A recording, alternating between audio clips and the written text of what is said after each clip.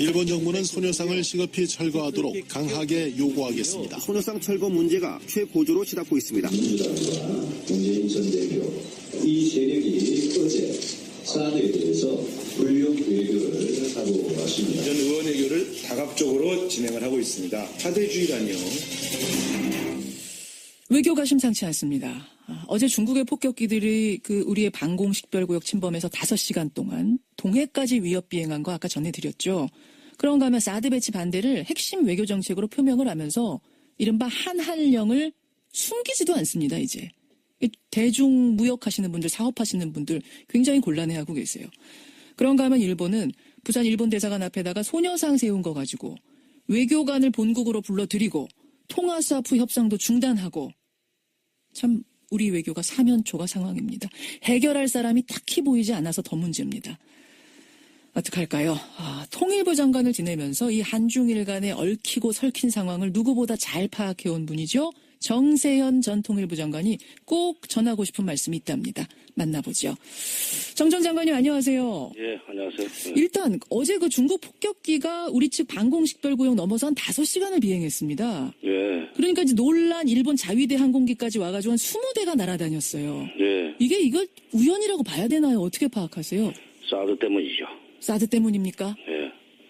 사드 배치하면은 군사적으로 중국이 가만히 있지 않겠다는 그 메시지를 보내는 겁니다.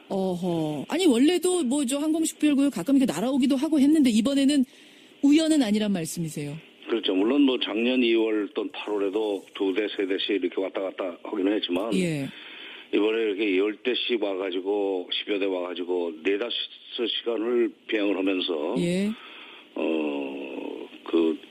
일본 방공식별구역까지도 지금 들어갔다는 거 아닙니까? 그렇죠. 네, 근데 사실은 거기가 이어도에 이제 우리 방공식별구역이 있고, 예. 그다음에 일본도 또 일부 그 근처에 일본도 자기네 구역이라고 선포한 데가 있고, 예. 중국도 자기네 구역이라고 선포한 데가 있어가지고 세 나라가 좀 겹치는 지점이 좀 있기는 있습니다. 예. 그러나 그렇게 고개가 그렇게 넓지 않기 때문에 그 지역이 나타났다는 얘기는 그걸 핑계 대고 무력 시위를 하는 거죠. 그다음에 일본에 대해서도 또 일본하고는 대화이다 생각고 그 문제가 있지 않습니까? 그렇죠. 네, 그래서 무력 시위를 한다는 것은 외교로 해결 안 될 때는 예. 군사 행동도 하겠다는 그런 의지의 표현이라고 저는 생각합니다. 참 지금 중국이 아주 대놓고 우리가 지금 사드 보복 조치하는 거야 시인을 하고 나섰어요. 그렇죠. 사드 반대론자들 입장에서는 이렇게 되면 그냥 사드 없던 일로 하자 주장할 수 있습니다만 이게 이미 일어난 일 벌어진 일이 돼서 말입니다. 이거 어떻게 해야 됩니까? 이게 다음 정부로 넘기라는 얘기가 우선 맞는 얘기입니다. 왜냐하면 시간을 끌기 위해서 그다음에 중국한테도 이런 이 위협적인 행동을 계속 가속화하지 않도록 하기 위해서는 시간을 두고 좀 문제를 해결하자는 식으로 메시지를 보낼 필요가 있어요.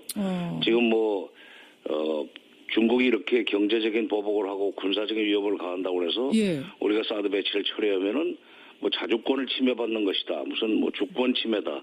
굴복하는 거 아니냐는 식의 얘기는 유치한 얘기고 어쨌건 이 문제를 키우지를 말아야 될 거 아닙니까? 그렇죠. 그러면은 시간을 두고 해결하겠다는 메시지를 보내야 되고 그러기 위해서는 이거 지금 박근혜 정부가 잘못한 거니까 잘못 결정한 거니까 다음 정부에서는 바꿀 수 있다는 메시지를 보내면은 아마 중국의 태도가 조금 완화될 겁니다. 그러니까 이제 우리 정세현 장관 같은 경우는 사드 배치 자체에 워낙 반대하시던 분이기 때문에 그렇죠. 그렇기 때문에 지금 이제 이거 잘못됐다라는 전제 하에 다음 정부가 해결할 테니 기다려달라는 메시지를 보내라라는 해법 말씀하셨습니다만 그렇죠. 국민들 중에 또 그렇게 생각하지 않으시는 분들도 계시거든요. 근데 사드 배치 반대 내지는 취소 내지는 다음 정부에서 해결하도록 해야 된다는 여론이 60%가 넘습니다. 일단은 다음 정부로 미뤄야 된다. 지금 박근혜 정부 상황이 이렇지 않느냐라는 걸 설명하면서 이렇든 저렇든 다음 정부에서 얘기 한번 하자. 이런 식의 현명하지 않겠느냐 말씀이세요. 국민의 60% 이상이 이거 반대를 하고 또 다음 정부에서 해결해야 된다는 식으로 이렇게 생각을 하고 있으니까 예. 우리가 다음 정부에서 해결하겠다. 기다려라. 문제를 풀자 이런 식으로 해야죠. 왜냐하면 예. 60%라는 게 적은 숫자가 아니에요. 그렇죠. 예. 지난번 박근혜 대통령 51.6% 가지고 당선됐습니다. 예. 중국 문제 그렇고요. 네. 지금 더 심각한 게 일본입니다. 아니 우리 땅 부산에다가 우리가 만든 소녀상 설치한 걸 가지고 뭐 일본 입장에서 속이 상할 수야 있겠지만 이게 대사 철수시키고 통화스와프 협상 중단할 정도의 상황이라고 생각하세요? 그래서 우리 뭐 먹긴 놈이 성낸다는 말이 있죠. 예. 근데 이거 지금 이 사람들 그 영사 문제에 관한 비엔나 협약이라는 게 있어요. 예. 그걸 근거로 해서 그러니까 영사관, 총영사관 또는 대사관의 여러 가지 명예라든가 이 위협을 가하는 그런 행동은 하지 말아야 된다는 그런 이제 조항을 들어가지고 22조인가 그럴 겁니다. 예. 그걸 가지고 지금 한국이 이런 짓 하지 말라는 얘기를 하는데 거죠. 압박하는데 원천적으로 이것은 영사 문제에 관한 비엔나 협약을 끌고 나올 그걸 가지고 우리를 압박할 수 있는 문제가 아닙니다. 우리 이게 여성 인권 유린 문제 아니에요, 위안부 문제. 그렇죠. 그리고 성폭력 문제 아닙니까? 예. 국가 범죄예요. 예. 국가 범죄인데 국가 범죄를 저질러 놓고 그 정상적인 외교 관계에서 적용할 수 있는 비엔나 협약을 근거로 우리를 압박하는 것은 이건 잘못된 거고. 예. 두 번째 이제 더 중요한 것은 왜 우리가 이렇게 당하면서도 말도 못하는가? 왜 말도 못하는가? 이게 중요합니다. 지금 말도 못하고 있는 거죠, 우리? 말도 못하고 있는 아무것도 거죠. 통화수화프 중단하고 막 불러드리고 이러는데도 아무 말 못하고 있는 거. 왜 그런 겁니까?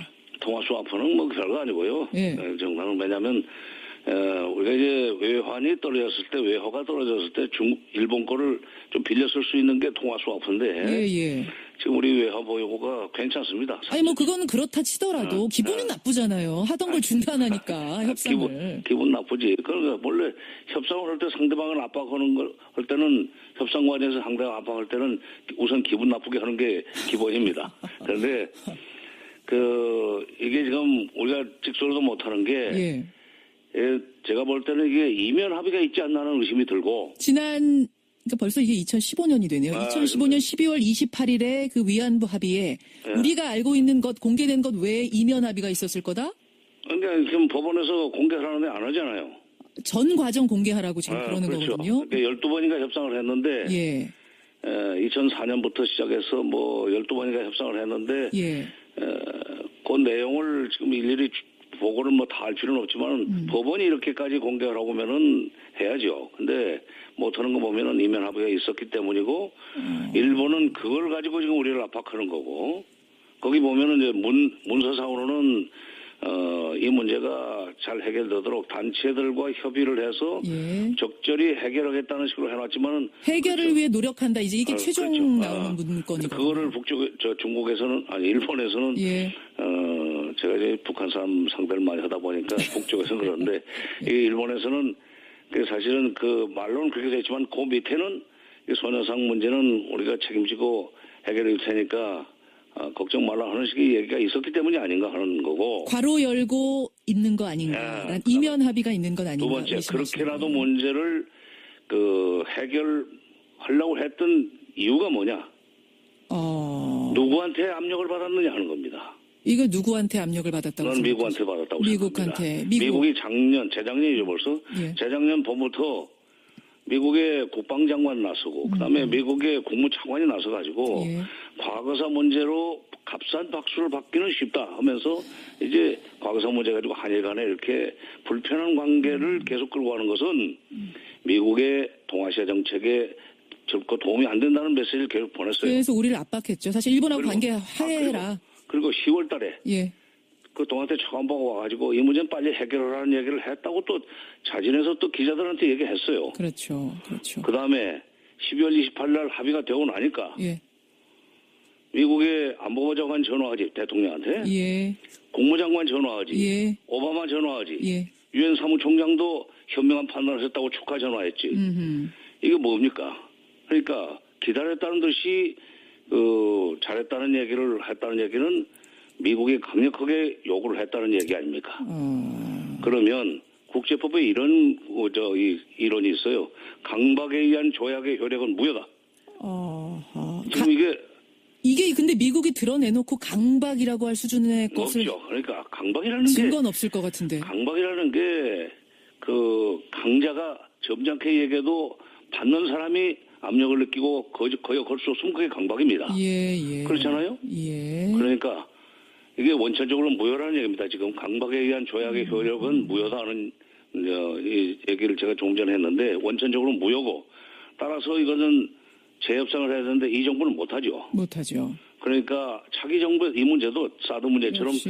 차기 정부에서 재협상을 하든지 폐기하든지 예. 이렇게 이제 할 수 있다고 생각합니다. 더구나 10억 엔이면 우리 돈으로 100억 원인데 예. 그 정유랑 말값도 안 되는 거 아닙니까? 저 그렇게 말씀하시니까 확 속이 상하네요. 아, 그렇지. 그러니까 우상호 원내대표는 이걸 예산으로 100억 원 만들 테니까 갖다 갚아라 그러지만 예. 민주당이 그런 얘기를 할 것이 아니라 이거 예. 지금 한 사람이 10,000원씩만 내면은 10,000원씩만 내기로 하고 100만 명이 내면 100억 원이에요. 예. 차라리 모금운동 하는 게 빠르죠. 예산 하려면은 이제 국회가 외무부가 신청을 해야 되고 복잡하니까 예. 차라리 모금운동 해가지고 감겠다는 식으로 나가면은 정부한테도 힘이 실리고 예. 일본한테 저항할 수 있는 일본도 감히 이 문제를 가지고 알겠습니다. 우리를 압박하지 못한다고 나는 봅니다. 결국 이제 국민들 여론이라는 게 굉장히 어떻게 보면 정부로 하여금 협상할 수 있게 하는 실마리가 되니까. 그렇죠. 그리고 꺼리가 되니까 국민들 여론이라는 게 중요하네요. 아베 총리가 뭐라고 그랬어요? 이건 정권이 바뀌어도 계속돼야 된다는 얘기는 예. 정권 바뀌면 뒤집어지게 돼 있다는 걸 알고 있다는 알고 얘기예요. 있기 때문에 그걸 강조하는 거다. 그렇죠. 알겠습니다. 예. 그러니까 미국이 결국 중국 견제하려고 하다 보니까 일본한테 힘을 실어줘야 되고 그렇죠. 그러면 한국하고 일본이 빨리 화해하는 게 중요하기 때문에 그 압박이 들어온 거 아니냐. 그렇죠. 그래서 이면 합의도 있는 뭔가 우리가 좀 찔리는 합의를 했기 때문에 지금 이 찍소리도 못하고 있는 거 아니냐. 이렇게 해석을 하시니까 글쎄요. 합리적인 의심이 되네요. 외무부가 어떤 점에서는 난 좀 불쌍해 보입니다. 말도 못하고. 게다가 지금 박근혜 대통령이 탄핵 상황이어서 우리 외교 공백 상황에서 막 흔들어대는 느낌이 들어서 말이죠. 그걸 아니 일본 사람이 그런 기질이 있잖아요. 강자에게는 강하고 약자에게는 아주 오만을 떠는 그런 그 기질이 있는데 예. 이번에 여실히 드러났죠. 알겠습니다. 지금 법원이 이 한일 위안부 협상의 과정을 다 공개하라고 소송을 건 거에 대해서 패소했어요. 정부 측이. 그래서 어차피 공개를 해야 됩니다. 이거 꼭 공개가 좀 됐으면 좋겠고 국민들이 그거 보고 판단할 수 있는 근거가 되기를 기대하겠습니다. 예. 여기까지 말씀 듣죠, 장관님. 고맙습니다. 예. 정세현 전 장관이었습니다. 앞에다가 소녀상 세운 거 가지고 외교관을 본국으로 불러들이고 통화 스와프 협상도 중단하고 참 우리 외교가 사면초가 상황입니다. 해결할 사람이 딱히 보이지 않아서 더 문제입니다. 어떡할까요? 통일부 장관을 지내면서 이 한중일 간의 얽히고 설킨 상황을 누구보다 잘 파악해온 분이죠. 정세현 전 통일부 장관이 꼭 전하고 싶은 말씀이 있답니다. 만나보죠. 정 전 장관님 안녕하세요. 예, 안녕하세요. 일단 어제 그 중국 폭격기가 우리 측 방공식별구역 넘어서 한 5시간을 비행했습니다. 예. 그러니까 이제 놀란 일본 자위대 항공기까지 와가지고 한 20대가 날아다녔어요. 예. 이걸 우연이라고 봐야 되나요? 어떻게 파악하세요? 사드 때문이죠. 사드 때문입니까? 예. 사드 배치하면은 군사적으로 중국이 가만히 있지 않겠다는 그 메시지를 보내는 겁니다. 보낼 필요가 있어요. 지금 중국이 이렇게 경제적인 보복을 하고 군사적인 위협을 가한다고 해서 예. 우리가 사드 배치를 처리하면은 자주권을 침해받는 것이다. 무슨 주권 침해다.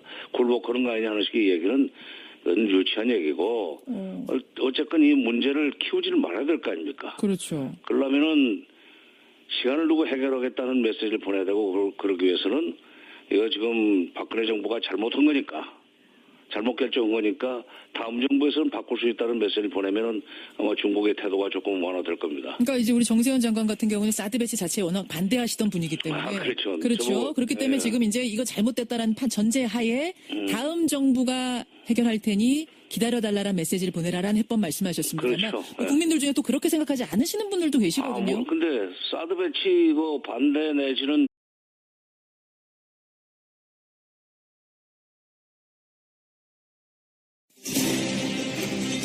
政府としては徴用造を 일본 정부는 소녀상을 시급히 철거하도록 강하게 요구하겠습니다. 소녀상 철거 문제가 최고조로 치닫고 있습니다. 민주당과 문재인 전 대표 이 세력이 어제 사안에 대해서 불력 외교를 하고 왔습니다. 이런 의원 외교를 다각적으로 진행을 하고 있습니다. 사대주의라니요.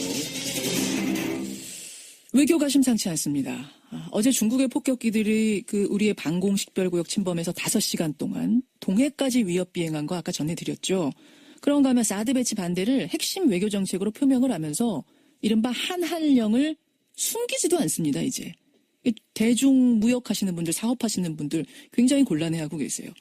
그런가 하면 일본은 부산 일본 대사관 아니 원래도 뭐 저 항공 식별구역 가끔 이렇게 날아오기도 하고 했는데 이번에는 우연은 아니란 말씀이세요. 그렇죠. 물론 뭐 작년 2월 또는 8월에도 2대, 3대씩 이렇게 왔다 갔다 하기는 했지만 예. 이번에 이렇게 10대씩 와가지고 10여 대 와가지고 4-5시간을 비행을 하면서 예. 그 일본 방공식별 구역까지도 지금 들어갔다는 거 아닙니까? 뭐 그렇죠. 예, 근데 사실은 거기가 이어도에 이제 우리 방공식별 구역이 있고, 예. 그다음에 일본도 또 일부 그 근처에 일본도 자기네 구역이라고 선포한 데가 있고, 예. 중국도 자기네 구역이라고 선포한 데가 있어가지고 세 나라가 좀 겹치는 지점이 좀 있기는 있습니다. 예. 그러나 그렇게 고개가 그렇게 넓지 않기 때문에 그 지역이 나타났다는 얘기는 그걸 핑계대고 무력 시위를 하는 거죠. 그다음에 일본에 대해서도 또 일본하고는 대화이다 생각고 그 문제가 있지 않습니까? 그렇죠. 네, 그래서 그 무력 시위를 한다는 것은 이 외교로 해결 안 될 때는 예. 군사 행동도 하겠다는 그런 의지의 표현이라고 저는 생각합니다. 참 그러니까 지금 중국이 아주 대놓고 우리가 지금 사드 보복 조치하는 거야 시인을 하고 나섰어요. 그렇죠. 사드 반대론자들 뭐 입장에서는 야 이렇게 되면 그냥 사드 없던 일로 하자 주장할 수 있습니다만 이게 이미 뭐 일어난 일 벌어진 일이 돼서 말입니다. 이거 어떻게 해야 됩니까? 이게 다음 정부로 넘기라는 얘기가 우선 맞는 얘기입니다. 왜냐하면 시간을 끌기 위해서 그다음에 중국한테도 이런 이 위협적인 행동을 계속 가속화하지 않도록 하기 위해서는 시간을 두고 좀 문제를 해결하자는 식으로 메시지를